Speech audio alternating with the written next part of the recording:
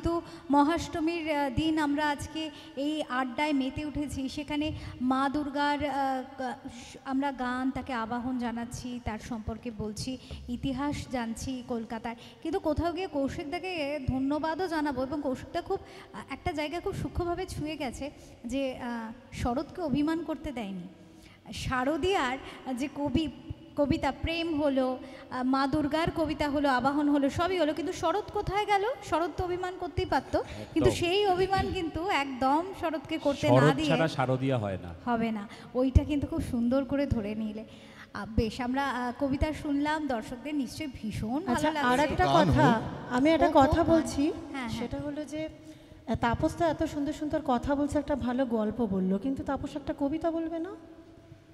কবিতা ছাড়া তাপস মহাপাত্র কি ভাবা যায়? আমিও ভাবছিলাম কবি তাপস মহাপাত্র তার পরিচয় দেবে না তার কবিতার মাধ্যমে, সেটা হয় কি তাপসদা? আমি এখানে তো একেবারে কবিতায় তো শরতের শিউলি ফুল ছড়াছড়ি। আমরা এখন একটু গান শুনবো। কবিতার জন্য আছে আমাদের আমার পাশেই আছেন অংশুমান কর, অত্যন্ত জনপ্রিয় একজন কবি এই সময়ে, এবং কৌশিক তরুণ কবি। তবে না, এই ব্যাপারটা আমি একটুখানি বলবো, তাপসদা সুকৌশলে বিষয়টা নিজের দিক থেকে বলটা অন্যদিকে দুজনকে দিয়ে দিচ্ছে, এটা আমরা হতে দেব না। আমরা গান শুনবো, ফাঁকিবাজিটা চলবে না, আমরা আসবো, কারণ এইখানে কিন্তু খুব সুন্দর করে সুকৌশলে এড়িয়ে যাওয়া যাবে না, কারণ পিয়ালিদি কিন্তু একটা আবরণ উন্মোচন করে দিয়েছে। বেশ, আমরা প্রথমে অর্পিতাদির কাছে চলে যাই।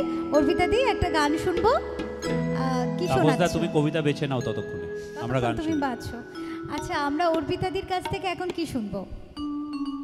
আমার এরপরে আমি যেটা ইচ্ছে করছে ভীষণ গাইতে, সেটা হচ্ছে হৈমন্তী শুক্লার দিদির গাওয়া একটি গান। গানটা এত একটু আগে কৌশিক যে গানটা গাইলো পুরাতনই, ওর কিছুটা ছোঁয়া কিন্তু আছে এই গানটার মধ্যে। গানটা শুনলেই বুঝতে পারবে, ভীষণ সুন্দর একটি গান।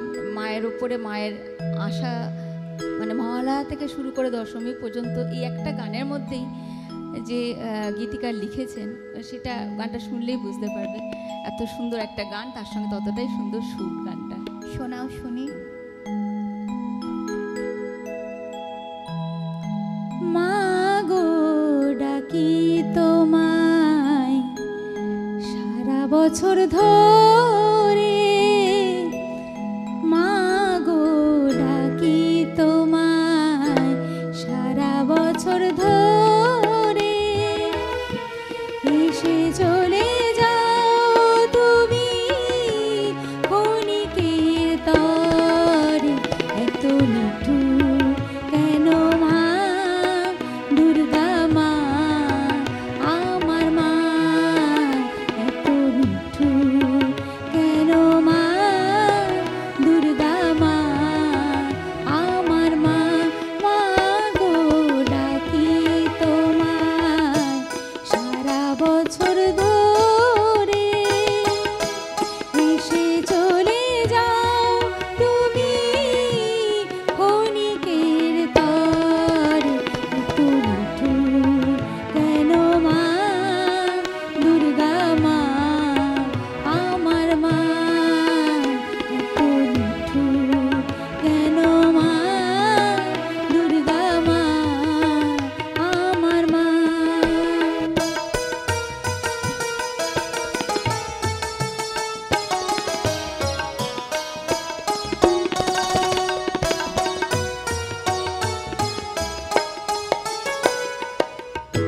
পুজোর গন্ধ নিয়ে মহালয়া এলো, মনে তোমার আগমনী বারতা পেল, ষষ্ঠী ভুবন দিল আনন্দেতে ভরে, এসে চলে যাও তুমি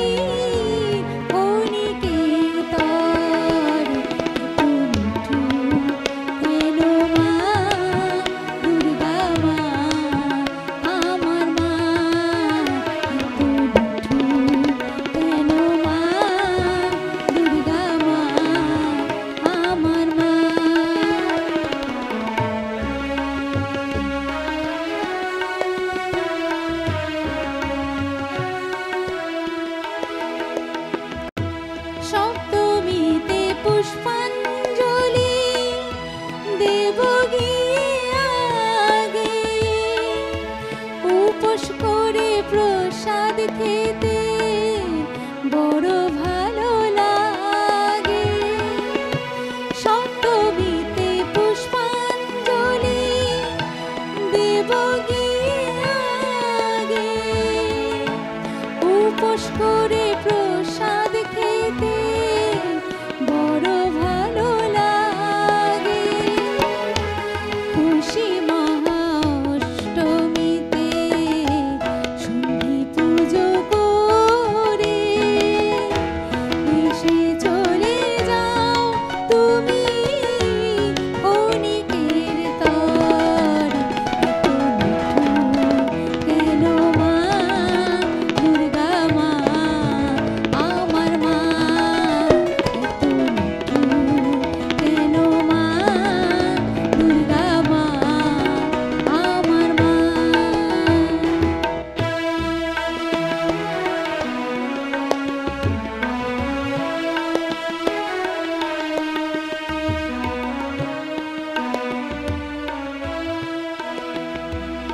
নবমীর নিশিরে তোর শৈল নামর সুর, মায়ের বিদায় বেলার ব্যথা দিয়ে ভরে দিলি বুক, তোর শৈল নামর সুর।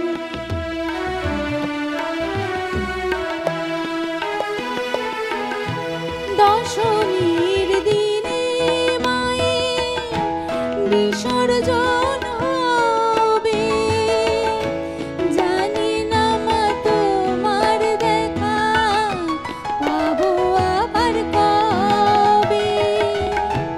দশমীতে বিসর্জন হবে, জানি না মা তোমার দেখা পাবো আবার কবে। মনের জ্বালা মেটাই মোরা কোলাকুলি করে, এসে চলে যাও তুমি ক্ষণিকের তরে। এত নিঠুর কেন মা দুর্গা মা আমার মা, এত নিঠুর কেন মা দুর্গা মা আমার মা। মা গো ডাকি তোমায় সারা বছর ধরে, এসে চলে যাও তুমি ক্ষণিকের তরে। এত নিঠুর কেন মা দুর্গা মা আমার মা, এত নিঠুর কেন মা দুর্গা মা আমার মা, এত নিঠুর কেন মা দুর্গা মা আমার মা। খুব সুন্দর, খুব সুন্দর, ভীষণ সুন্দর। অর্পিতাদি, তুমি তো মাকে বলে দিলে যে নিঠুর মা কেন তুমি, কিন্তু মায়েরও যে মন কোথাও বাধা আছে ওখানে কৈলাসে, একদম। মাকে তো অপেক্ষা নিঠুর করছে হতে মহাদেব। অপেক্ষা করছে মহাদেব। দুর্গাপুজোয় মহাদেবের শরণ না নিলে এই যে প্রেম প্রসঙ্গ তুলেছিল কৌশিকদা, এবং তারপরে এই যে বিষয়টা, তো অবশ্যই তার দিকটাও তো একটু মনে রাখতে হবে। সেও এই 4 দিন বিরহ যন্ত্রণা অনেক যেভাবে কষ্ট ভোগ করে করে, সারা বছর ধরে মহাদেবের মন রেখে এই 4টে দিন মা ছুটি পান। ছুটি এটা পান। হচ্ছে একটা বড় কিন্তু ব্যাপার ছুটি আমাদের। পান কি হ্যাঁ। অ্যাকচুয়ালি এইটা না, এইটা আমি একটু আমাদের যারা কবি রয়েছেন তাদেরও এই ব্যাপারে একটু দৃষ্টি আকর্ষণ করতে চাইব যে কথিত আছে লোককথা অনুযায়ী আমাদের শিব দুর্গাকে নিয়ে তো বিভিন্ন রকম কথিত, কারণ কোনোটা শিওর করে বলা যাবে না, তাহলে বিভিন্ন মানুষের আমাকে রেড়ে করে তেড়ে আসতে পারেন। তো কথিত আছে যেটা, যে এই 4টে দিন আপাত দৃষ্টিতে মহাদেব বলেন যে ঠিক আছে তুমি যাও বাপের বাড়ি, আমি অপেক্ষা করছি। কিন্তু আমরা যে চালচিত্রটা দেখি মায়ের, সেখানে কিন্তু দেখা যায় মানে পিছন থেকে এটা কথিত আছে যে উনি কিন্তু পিছন পিছন আসেন এবং এখানে লুকিয়ে থাকেন, মায়ের একদম। সামনে আসেন না, মাথার উপরে কিন্তু সবসময় বিরাজমান। সবসময় বিরাজমান এবং কোথাও তিনি কিন্তু মানে খেয়াল রাখেন, মানে বোঝা যায় যে প্রেমটা কতটা পোক্ত, কতটা, হ্যাঁ। ছাড়া যাবে না আর কি। আবার এখন তো আবার মাঝে মধ্যে 3 দিন পুজো হয়ে যায়, সেটা যেন গত বছরে যেটা হয়েছিল সেটা যেন আরো মন খারাপ করা। একেই সময় কম, 4টে দিন কোথা থেকে বেরিয়ে যায়, ওই যে তার মধ্যে 3 দিন মহাদেব কিছুতেই ছুটি আর বাড়াচ্ছেন না। ধরিত্রীবাসীর মন খারাপ হলে কি হবে, কৈলাসবাসীর মনে আনন্দ 3 দিনে চলে আসবে। আর এই যে ছাড়া যাবে না ব্যাপারটা, যে এই ছাড়া যাবে না প্রসঙ্গটা টেনে বলি, তাপসদা তোমাকেও কিন্তু ছাড়া যাবে না, তুমি তৈরি একদম, থেকো, হ্যাঁ। তোমার কাছে আসবো, একটু অংশুমানদার কাছে যাব। অংশুমানদা একটা কবিতা শুনবো। আচ্ছা, আমি না একটা অন্য কবিতা ভাবছিলাম পড়বো, কিন্তু অর্পিতা যে গানটা গাইলেন তাতে তো একটা ওই বিজয়ার আবহ চলে এসেছে। যদিও আজকে মহা অষ্টমী, যে মা আমাদের ছেড়ে চলে যাবেন, এবং তুমি তো আবার অমর প্রেম কিন্তু অংশুমানদা দেখবে ওই অষ্টমীর দিন থেকেই যেন বিজয়া বিজয়া ধ্বনিটা অষ্টমীর নিশ্চয়ই, রাত থেকেই নিশ্চয়ই। যেন আমাদের মধ্যে এসে যায় এবং একটা নিশ্চয়ই, বিষাদ নিশ্চয়ই। শুরু হয়ে যায়। এবং অমর প্রেম কাহিনীর কথাও অপরূপা বলেছে। এখানে নবমী নিশিকে যেতে বারণ করছে, ঠিকই। সেখানে অষ্টমী থেকেই যেন মনটা খারাপ হয়, মনে হয় যেন সত্যিই তো অষ্টমী তাই। তিথিটা না ওই যাক। পুজো আসছে আসছে ব্যাপারটা, আসছে, আমাদের যে আসছে, প্রতীক্ষা এটা থাকে ভীষণ সেটা একটা একটা খুব বড় আনন্দের, ব্যাপার। এটা। কিন্তু আমি একটা ছড়া লিখেছিলাম, কবিতা নয়, সেই ছড়াটার নামই হচ্ছে বিজয়া। আচ্ছা, তো সেটাই একটু পড়তে ইচ্ছে করছে, যে বাতাবরণটা তৈরি হলো আজকে অষ্টমী, এখনও যারা আমাদের এই আড্ডা দেখছেন তারা মন খারাপ করবেন না, এখনও 2 দিন আমাদের আছে হাতে। তবুও আমি সেই অবস্থাতেও অবশ্যই বিজয়ার কথা বলছি এই ছড়ায়, কেন ওই গানটায় হৈমন্তী শুক্লার গান যেটা অর্পিতা গাইলেন তাতে কিছুটা সেই আবহ চলে এসেছে। এখন এখানে একটা মজা হয় কি, যে পুজো মানেই বৃষ্টি, এমন একটা পরিস্থিতি হয়ে গেছে। তো আমার ছড়ায় সেই কথাটাও এসেছে। একইভাবে পুজো মানেই গান, আমরা ছোটোবেলা থেকে কিছু গান শুনে আসছি, যে গান মানে কিশোর কুমার, হ্যাঁ, অমর সঙ্গীত সিনেমার গান, হ্যাঁ ছিলই, পুজোর গান তো বেরোতোই, রিলিজ হতোই। আমি বলছি তার বাইরেও যখন পুজোর গান বেরোনো বন্ধ হয়ে গেল, তখনও কিছু গানই বাজতে থাকে ঘুরে ঘুরে সমস্ত একদম, একদম। পুজো প্যান্ডেলে। এখনো কিন্তু তাই। একদমই তাই, ধরা বাঁধা গান। অন্য সময় যাই হোক, এই সময় এই কটা গান বাজবে। বাজবেই, তো একদম। এই সব অনুষঙ্গ আমার একটু এসেছে এই ছড়াটায়। আর আরেকটা অনুষঙ্গ এসেছে, সেটা একটু বলা দরকার। সেটা হচ্ছে আমরা বিজয়ার সময় শেষ করি এটা বলে আসছে বছর আবার হবে। তো আমার মনে হয় যে ওটা আমরা আসছে বছর বলি কেন, বছর বছর হতেই থাকুক, এরকম তো কথা, তাই তো হয় মা তো রূপ আসলে। পাল্টে পাল্টে আসেন, তাই তো। একদমই তাই। তো আসছে বছর কথাটা আমার খুব কানে লাগে, যে শুধু 1 বছর কেন আমরা চাইছি। তো এই সব বিষয়গুলো এই ছড়াটায় এসেছে। ছড়াটার নাম বিজয়া। শুনি। রোদ্দুর বলে বৃষ্টিকে তুই পালা, ধানের শীষের সাথে কোলাকুলি করি, ফুল নয় আজ হাসিকে ফোটাস গাছ, শাখাতে জাগাস আনন্দ মঞ্জরি। গান বলে আজ মৃদু মধু স্বরে বাজি, এই মনে আর দূর শহরের মনে, আমাকে ছুঁয়েই যেন দুটি জুড়ে যায়। 3টি দিন তো মাতিয়েছি জনে জনে। মিষ্টিরা বলে ঠিক আছে আজকে তোকে জায়গা ছাড়ব, যদি তুই মতিচুর নিমকিকে আজ তোর পাশে দিস ঠাঁই, রোজগার মতো না করিস দূর দূর। রাম রহিমকে বলল বন্ধু আয়, বুকে টেনে নি দি তোকে বরা ভয়। দুজনেই বলি আসছে বছর কেন, বছর বছর ঠিক যেন পুজো হয়। সারা বাংলাতে শোনা গেল এরপর, দুজন বলছে দুর্গা মাই কি জয়।